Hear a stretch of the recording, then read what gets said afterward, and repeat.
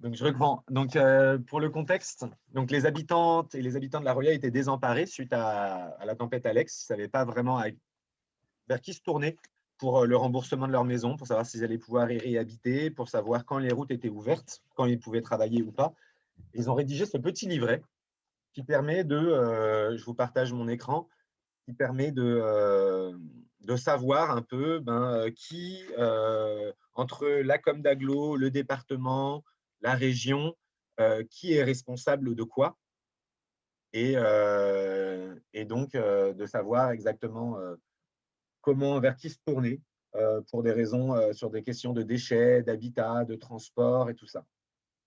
Donc, il y a un certain nombre de visuels qui ont été faits qui permet de savoir quel est le rôle d'un préfet, quel est le rôle de l'État, quel est le rôle d'un département, qui sont les élus, qui peut faire quoi, etc. etc. C'était la première étape, c'était aider les habitants et les habitantes à mieux comprendre le contexte. Ensuite, ils se sont dit, mais au lieu de faire juste un état des lieux des dégâts réalisés par la tempête, l'idée, ce serait peut-être aussi de donner la voix aux habitants, parce que, a priori, officiellement, il n'y a rien qui a été fait pour que les gens puissent donner leur avis et juste être entendus, puisque c'est quand même une situation de crise qui a été assez traumatisante, et les habitants avaient l'impression d'être un peu délaissés et pas écoutés par les pouvoirs publics. Et donc, Emmaüs Roya, elle s'est dit, ce serait bien, on va organiser une concertation citoyenne.